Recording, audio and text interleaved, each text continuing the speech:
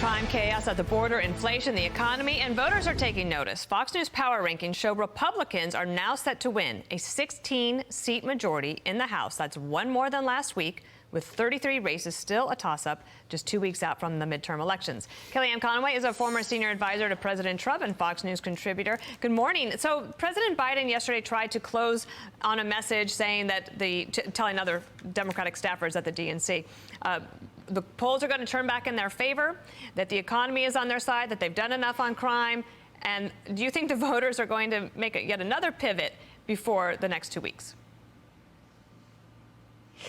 Dana, no, that is Joe Biden speaking to a very small choir in Washington, D.C. I mean, the closest he gets outside the Beltway seems to be Wilmington, Delaware, not exactly a swing area as well. And I think it's all you need to know that it took maybe 98 consecutive polls that showed inflation and the economy and crime, the top issues, for Joe Biden to even articulate it.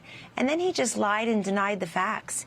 He said inflation is under control, the cost of goods are coming down. The opposite is true. And people will always go with what they see and what they know versus what a politician says. Now, I think when you look at the border, there's another issue for Joe Biden. People feel insecure in their communities, in their homes, with the economy. Everyday life is increasingly unaffordable. But increasingly, they're also turning to the southern border and saying there's such chaos and crisis there. Why have you, our commander-in-chief and our president, Joe Biden, never showed up a single time as president? Why did you send your vice president, known as the border czar, for some reason she has these odd Russian titles, for domestic issues? Why did you send her one time to McAllen, Texas? We heard more, Dana, from Biden and Harris and Mayorkas and others about a false report of Border Patrol agents whipping migrants. Then we heard them talking about babies drowning in the Rio Grande. Then the over 2 million who have crossed illegally on his watch just last calendar year. So if you want people to have confidence in your competence, the first thing you do is go to the scene of the issue.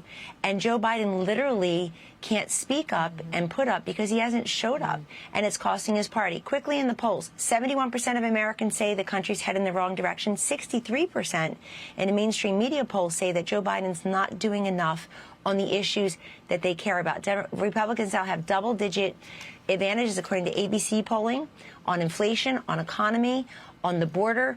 Even on education, you see Republicans closing in on that issue that for years showed a double-digit advantage for Democrats. Kellyanne, you just recently said you got to eat and own the mistakes. In other words, Republicans have to absorb this and make it public about what they think about the record of the past 2 years.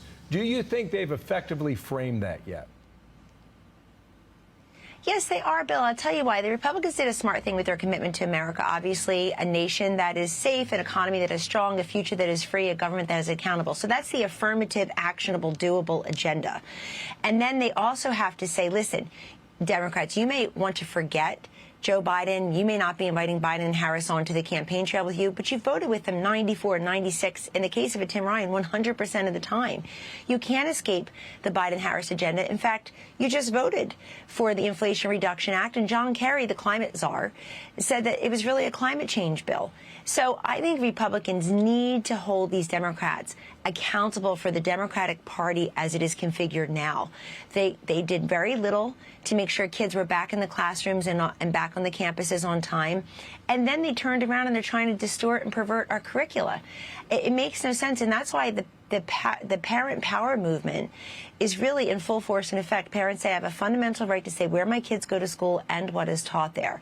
And Bill and Dana, I think that's why this is shaping up to be a really good Republican night on November 8th. Early voting shows that people are very enthusiastic. The polls show Republicans have about an 8 or 9 point enthusiasm advantage. And we're now talking about Tiffany Smiley taking on Patty Murray. We released a poll yesterday showing Murray ahead by 6, but she's at 49%. She's at 48% of the polls, 49% approval. She won by 19 points 6 years ago. They're talking about House seats in California and Oregon being more competitive. And it's because the Democratic philosophy is, let's talk about abortion, Trump, January 6th, and climate change, when the voters are telling you, please start solving the economic, energy, border security, crime, cost of living, and fentanyl problem in my communities. Yeah. Voters want to be heard loud and clear, and we'll have that in a couple of weeks. Bill's got a lot of studying to do as this map expands. Yeah. We're going to have states that, and districts he's never talked about before. Right. It's coming out everywhere. Great to see you. I'll see you on Sunday for our election show, Kellyanne. Thanks for your time today. Thank you so much. Okay. Look forward to it.